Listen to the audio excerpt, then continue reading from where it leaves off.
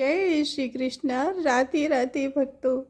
तो भक्तों, आज की जो सत्य लीला कथा मैं आपको सुनाने जा रही हूँ, इस लीला कथा को सुनने के बाद लड्डू गोपाल की प्रति आपकी भक्ति और श्रद्धा और ज़्यादा बढ़ जाएगी और आपको ये बात अच्छी तरह से समझ आ जाएगी कि हमारे लड्डू गोपाल अपने भक्त से कितना प्रेम करते हैं।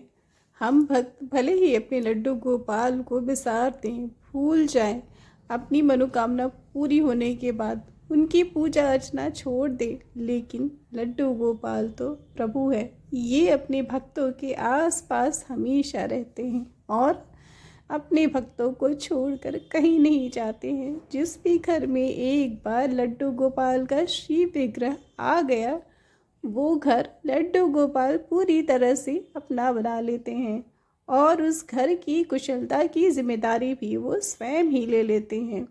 तो आइए जानते हैं कि ये लीला कथा किसकी है। भक्तों, ये लीला कथा लखनऊ में रहने वाली शालू जायसवाल की है।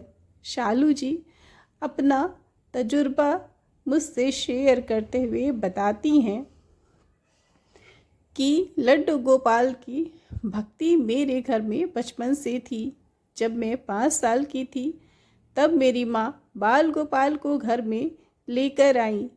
हमने उनका जन्मोत्सव मनाया और तब से लेकर बाल गोपाल की सेवा बहुत ही हृदय से की। लेकिन दुर्भाग्यवश जब मैं 18 साल की हुई तो मेरी माँ का एक गंभीर बीमारी की वजह से देहांत हो गया।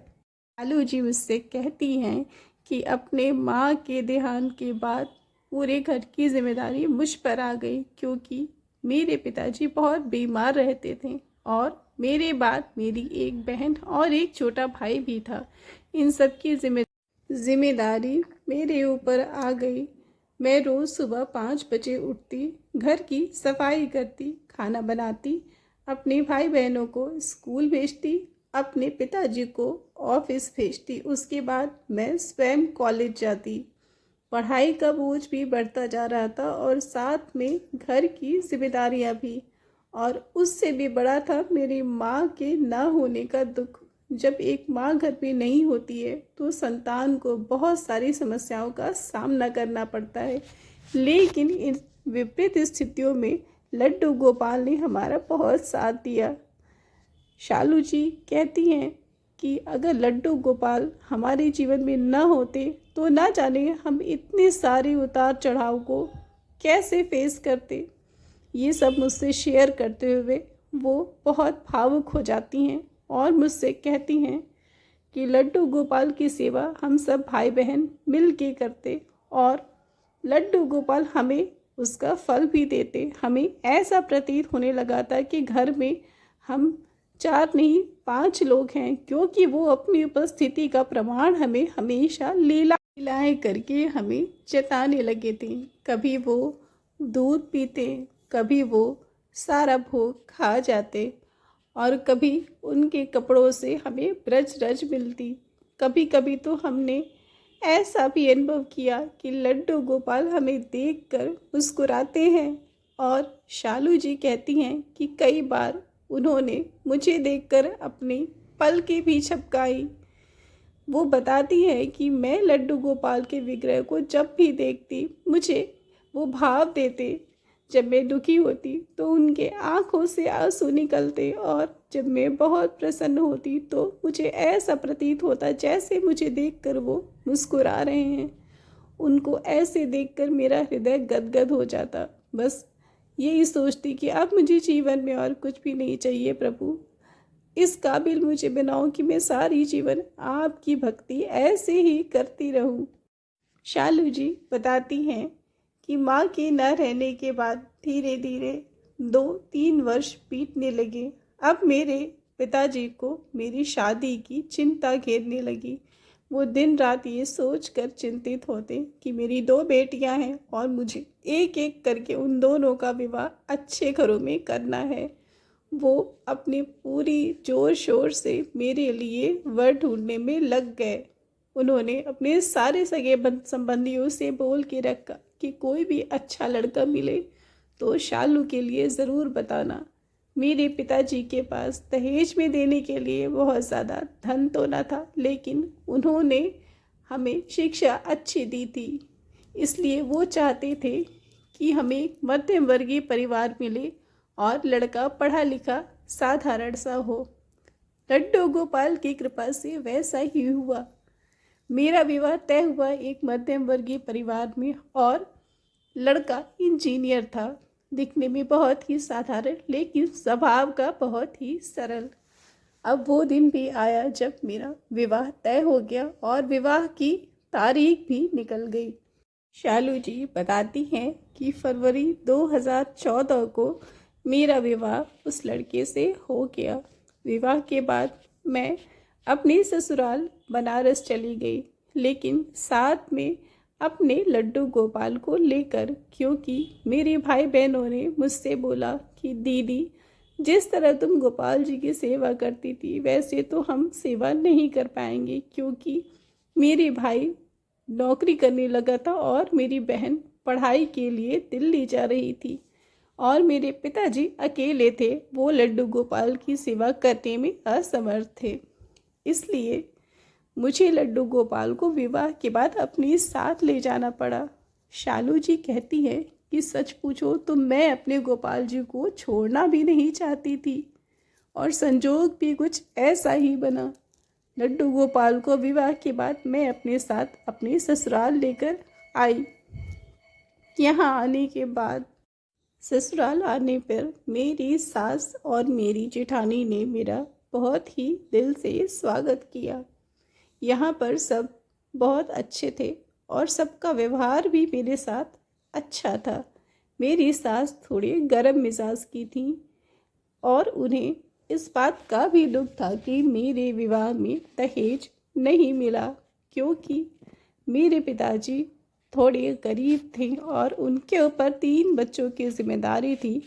इसलिए उन्होंने मेरे विवाह में दहेज। मैं अपनी सास के तानों को सुनकर अनसुना कर देती। मैंने कभी भी उनकी किसी भी बात का, किसी भी ताने का कोई भी जवाब नहीं दिया।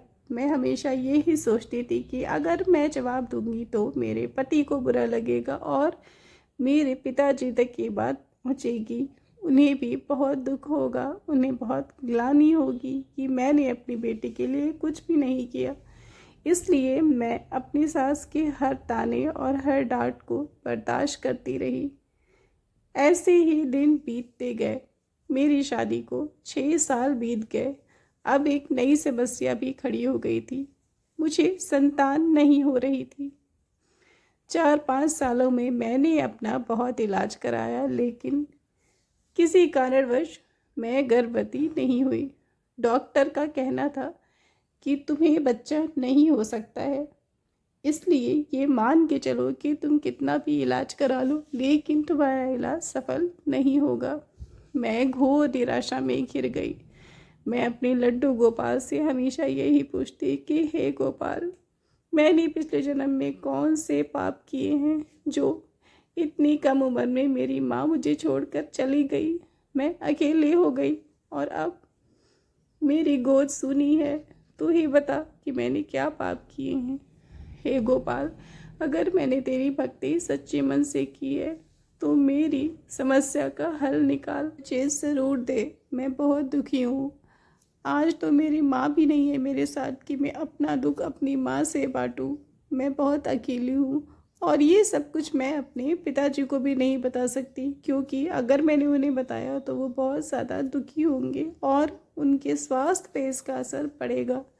मैं दिन रात रोती और अपने कान्हा से यही कहती कि हे कान्हा, किस दिन तू मेरा दुख दूर करेगा। मेरी सास और ननद के ताने दिन पे दिन बढ़ते जा रहे थे। मेरे कान सुनते सुनते पक चुके थे। 5 शब्द सुन सुनकर मैं बहुत ज़्यादा दुखी हो गई थी। मैं यही सोचती थी कि अगर किसी को संतान नहीं होती है तो इसमें उसकी क्या गलती है। ये तो विधि का विधान है। कोई भी जानबूझकर तो ऐसा नहीं करता, लेकिन मेरे जीवन में न जाने कितने दुख लिखे थे। मैंने बहुत सालों तक ये ताने सुने और मेरा तो जैसे नाम ही बांझ पड़ गया था। बात शब्द सुन के मेरा कलेजा काँप जाता, लेकिन अपने लड्डू के सामने ये सब कहने के सिवा मेरे पास और कोई भी रास्ता नहीं था। मेरी सास ये भी बोलती कि तू अपने साथ इस मनहूस को लाई है, इसीलिए तेरे साथ ये सब हो रहा है।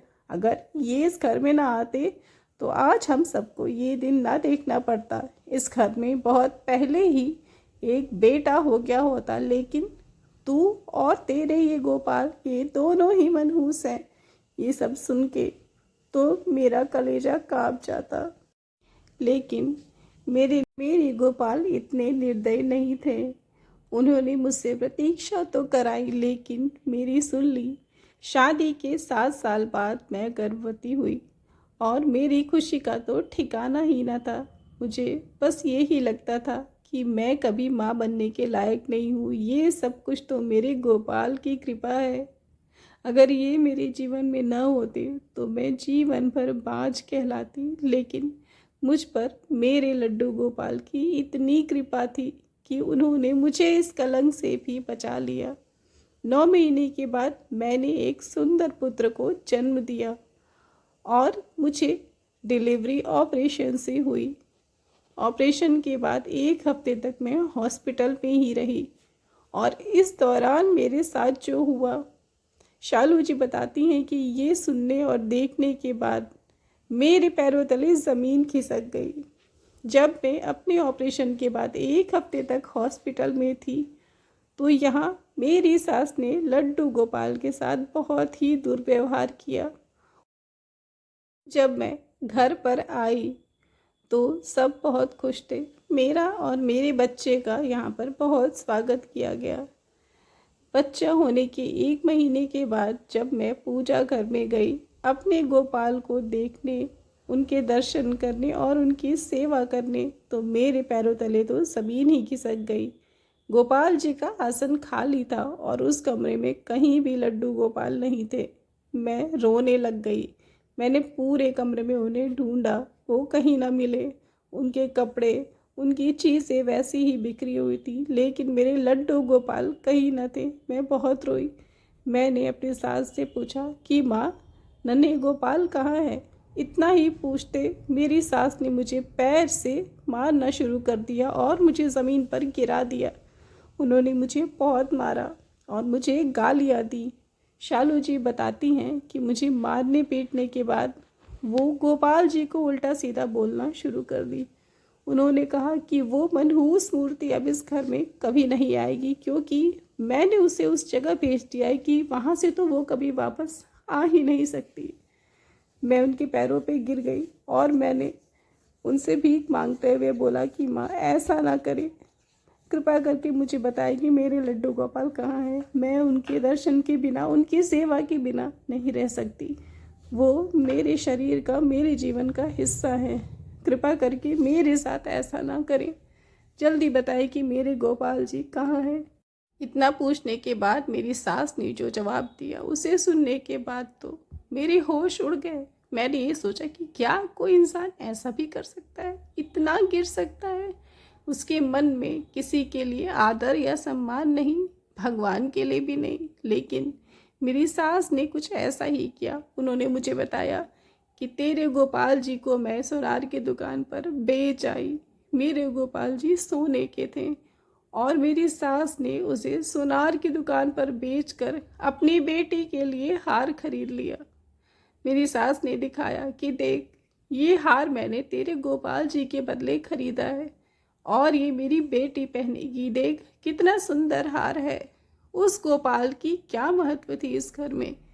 कम से कम ये हार किसी के गले को शोभा तो देगा। मुझे तो पसीने आने लगे और मैं दंग रह गई कि कोई इतना नीचे कैसे गिर सकता है। क्या ये सच में हो रहा है या मैं सपना देख रही हूँ? लेकिन ये सच था। मैं गिरकर बेहोश हो गई। इतना होने पर मेरे पति आकर मुझे उठाए और मुझे होश में आए तो मेरा बेटा जोर जोर से चिल्लाकर रो रहा था। वो भूखा था। मैंने उसे चुप कराया और फिर मैं तुरंत अपनी सास के कमरे में गई। मैंने बोला कि माँ जी, मुझसे जो भी गलती हुई उसकी सज़ा आप मुझे दें। मेरे लड्डू गोपाल को आपने इतना दर्द क्यों दिया? अरे वो कोई खिलौना नहीं या कोई मूर्ति नहीं, वो साक्षात प्रभु है, श्री कृष्ण का बाल रूप है।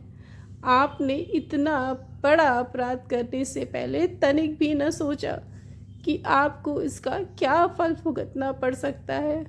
माँ जी, आपको जो भी सज़ा देनी है आप मुझे दें, लेकिन कृपा करके बता दें कि मेरे गोपाल को आपने किस दुकान पर बेचा। मैं वहाँ जाकर अपने गोपाल जी को वापस लाऊंगी। इतना कहने के बाद मेरी सास ने मुझे और पीटा और मुझे धक्के मार के घर से निकाल दिए। फिर मैं अपने ननद के घर गई, जो मेरे घर से थोड़ी दूर पे ही था। मैं वहाँ जाकर अपनी ननद के पैरों पे गिर गई। मैंने बोला, दीदी, माँ ने ये क्या कर दिया? इतना बड़ा अनर्थ हो गया घर में। आप सबको क्या लगता है ये सब करने के बाद आप सब सुकून से रह सकते हैं? वो भगवान का एक प्रतिरूप है, वो कोई खिलौना नहीं है, और वो मेरी माँ की आखिरी निशानी है। कृपा करके मुझे उस दुकान का पता बता दें जहाँ आपने मेरे गोपाल जी को बेचा है। मेरी ननद को मुझ पर दया आ गई। उन्होंने मुझसे बोला कि भाभी, मुझे पता है कि माँ ने बहुत बड़ी गलती की। मैंने माँ को बहुत बार रोका। मैंने बोला कि माँ, ये बहुत गलत है और ये बहुत बड़ा अपराध है, ऐसा मत करो। लेकिन माँ, उसे कुछ समझ में ना आया। मेरी ननद ने मुझे सांत्वना देते हुए बोला कि भाभी, वो हार मैं अपनी माँ से छीन कर ले आई हूँ और मैंने खुद ही सोचा था कि आपको वापस लौटा दूँगी, ताकि इसे वापस करके आप अपने गोपाल जी को वापस लेकर आए। भाभी, अब देर मत करो, जल्दी से ये हार लो और जल्दी से इस पते पर पहुँच जाओ। सुनार की दुकान यहाँ से बहुत दूर नहीं है, मार्केट में ही है। मैंने आओ देखा ना ताओ अपनी ननद से हार और एड्रेस लेकर मैं उस दुकान पे पहुँच जाती हूँ। मेरे साथ मेरे पति भी थे। वहाँ जाने के बाद जो अनर्थ हुआ उसका पता लगने के बाद तो मेरे होश उड़ गए। जब मैं उस दुकान पर गई, मैंने उनसे पूछा कि भैया, कोई बूढ़ी माता आई थी नन्हे गोपाल को बेचने, जिसके बदले में उन्होंने ये हार लिया? तो दुकान वाले ने बोला कि हाँ, आई तो थी, एक लड्डू गोपाल का विग्रह लेकर। उन्होंने मुझे उस विग्रह को बेचा और बदले में ये हार लिया। मैंने उनसे बहुत रिक्वेस्ट की कि भैया मुझे वो विग्रह दे दे और ये हार आप वापस ले ले, लेकिन होनी को तो कुछ और ही मंजूर था। उन्होंने मुझसे कहा कि बहन जी, वो गोपाल जी का विग्रह जो सोने का था वो तो मैंने किसी और को बेच दिया, अब तो उसे ले आना संभव नहीं है। एक महिला थी जो मेरे पास कुछ जेवर खरीदने आई थी और उन्हें वो गोपाल जी पसंद आ गए। उन्होंने तनिक भी देर न की और उस गोपाल जी को मुझसे 50,000 रुपये में लेकर चली गई। ये सुनकर मेरे होश उड़ गए और मैं निहत्था हो गई। मैंने कृष्ण से बोला कि हे प्रभु, किस गलती की मुझे सज़ा दे रहे हो? आखिर मेरे गोपाल जी मेरे पास कैसे आएंगे? मैं बहुत निराश हो गई।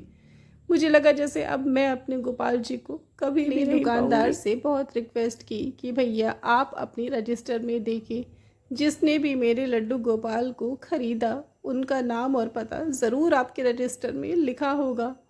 मेरे कहे मुताबिक उन्होंने वैसा ही किया। विग्रह को खरीदने वाली महिला का नाम और पता उनके रजिस्टर में मिल गया। उन्होंने मुझे दिया और मैं वहाँ पर तुरंत ही अपने पति के साथ निकल पड़ी। थोड़ी देर बाद जब मैं उस महिला के घर पहुँची तो उसके घर में ताला बंद था। अब तो मेरे कुछ भी समझ नहीं आ रहा था। मेरे पति ने मुझसे कहा कि शालू, परेशान मत हो, हम यहाँ पर थोड़ी देर बैठ कर वेट कर लेते हैं, क्या पता आधे एक घंटे में कोई ना कोई तो आना चाहिए। अपने पति की बात मानते हुए शालू जी वहाँ पर बैठ गई। बैठे बैठे शाम हो गई। थोड़ी देर बाद मैंने देखा कि एक महिला अपने 2 बच्चों के साथ घर में आ रही थी। घर पे आने पे उसने मुझसे पूछा कि आपको किससे मिलना है? तो मैंने बोला कि मुझे आपसे ही मिलना है। इस दुकानदार ने मुझे आपका नाम, फ़ोन नंबर और पता बताया। वो औरत अपना घर खोलती है और हम दोनों पति पत्नी को अंदर बुलाती है। अंदर जाने के बाद हम वहाँ बैठते हैं। फिर वो महिला, जिसका नाम था माया, उसने हमसे पूछा कि अब तो बताइए कि आप लोग को किससे मिलना है और क्यों आए हैं। हमने उसे सब कुछ बताया। हमने उसे बताया कि आपने कुछ दिनों पहले जिस लड्डू गोपाल के विग्रह को 50,000 में सोनार की दुकान से खरीदा, वो हमारे प्राण हैं। वो मेरे गोपाल जी हैं और मेरी अनुपस्थिति में मेरी सास ने उसे सोनार की दुकान पर बेच दिया। इतना सुनने के बाद वो औरत हैरान रह गई। उसने मुझसे बोला कि ऐसी हरकत क्या कोई कर भी सकता है? ये तो मैं सोच भी नहीं सकती। वो मेरे पास बैठ गई और मुझे सांत्वना देने लगी। मेरे आंखों से आंसू तो गिरते ही जा रहे थे, बंद होने का नाम ही नहीं ले रहे थे। दरअसल मेरी आंखें मेरे गोपाल जी को ढूंढ रही थी। मुझे ऐसा लग रहा था जैसे वहीं इसी घर में मेरे गोपाल जी मौजूद हैं। मुझे उन्हें होने का एहसास हो रहा था। माया जी ने मुझसे बोला कि देखिए, उस विग्रह को मैं खरीद तो लाई क्योंकि वो मुझे बहुत ही मनमोहक लगी। मुझे एक ही नज़र में उनकी ओर आकर्षण हो गया, लेकिन उसके बाद मैंने उनकी पूजा अर्चना स्वीकार की, शुरू की। लेकिन तब से आज तक मुझे ऐसा लग रहा है जैसे उनका चेहरा निराश, मुरझाया हुआ है और वो दुखी हैं। मैं उनकी बहुत सेवा करती हूँ, लेकिन कभी वो मुझसे वस्त्र नहीं पहनते, वस्त्र को फाड़ देते। कभी वो भोग को गिरा देते, कभी वो दूध को गिरा देते और कभी कभी तो ऐसा भी होता है कि गोपाल जी अपनी जगह से गायब होते हैं। ऐसा मेरे साथ हो चुका है। हालांकि मुझे ऐसा लग रहा था कि इसके पीछे क्या रहस्य हो सकता है। अच्छा हुआ बहन, आप मुझे मिल गई। माया जी ने मुझसे बोला कि आपके साथ जो हुआ वो बहुत गलत हुआ। अच्छा हुआ कि आप मुझ तक पहुंच गई। आप अपना विग्रह यहाँ से ले जाइए क्योंकि वो आपकी सेवा के अधिकारी हैं। मुझे उनकी भक्ति अगर मिलनी होगी तो मिल जाएगी, लेकिन वो आपके गोपाल जी हैं, इसलिए आप उन्हें यहाँ से ले जा सकती हैं। माया जी मुझे अपने साथ अपने पूजा घर में ले गई और वहाँ मैंने देखा कि मेरे नन्हे गोपाल उदास पड़े हुए हैं। उनको देखकर लग रहा था जैसे उन्होंने कई दिन से कुछ भी नहीं खाया। कई दिन से वो निराश और मुरझाए हुए, उनके चेहरे पर कोई भी रौनक नहीं थी। वहाँ पहुँचते ही मैं अपने गोपाल जी के चरणों में बैठ गई और उन्हें अपनी गोद में उठा लिया। मैंने माया जी का बहुत ही धन्यवाद प्रकट किया और बोला कि आपकी जगह शायद कोई और होता तो मुझे ये विग्रह वापस न करता, लेकिन इनके अंदर मेरे प्राण बसे हैं। ये मेरी माँ की निशानी है और इन्होंने जीवन भर हमारा इतना साथ दिया कि मैं बिना सांस लिए तो जी सकती हूँ, लेकिन बिना अपने गोपाल के नहीं जी सकती। आपकी बहुत कृपा है माया जी। इतना कहकर हमने गोपाल जी को उठाया और माया जी को धन्यवाद देते हुए वहाँ से हम निकल पड़े। जब हम घर पहुँचे तो वहाँ पर मेरी ननद मौजूद थी। उन्होंने मेरी सास को बहुत समझाया। बेटी के समझाने के बाद शायद मेरी सास को थोड़ी बहुत बात समझ में आई हो या ना आई हो, लेकिन मैंने इतना सबको बता दिया कि अपने गोपाल जी को मैं कभी भी नहीं छोड़ सकती। चाहे दुनिया मुझे छोड़ दे, मेरा पति, मेरा बच्चा, कोई मेरे साथ रहे या ना रहे, लेकिन मैं अपने गोपाल के साथ सदैव रहूंगी। अपने भाव को प्रकट करते हुए शालू जी मुझसे कहती हैं कि मेरा सब भक्तों से निवेदन है कि गोपाल जी एक बार जिसकी भक्ति स्वीकार करते हैं उसको अपने दिल से अपनाते हैं और वो भक्त उनके दर्शन और उनकी सेवा के बिना जी ही नहीं पाता। ऐसा ही मेरे साथ है। इसलिए मेरा भक्तों से निवेदन है कि जैसे भक्त स्वयं रहते हैं वैसे ही वो अपने पास अपने सीने से लगाकर गोपाल जी को रखें। नहीं तो इस संसार में पैसे का और वस्तुओं का मोल ज़्यादा हो जाएगा और प्रभु के महत्व को कोई भी नहीं समझेगा। जय जय श्री राधे श्याम।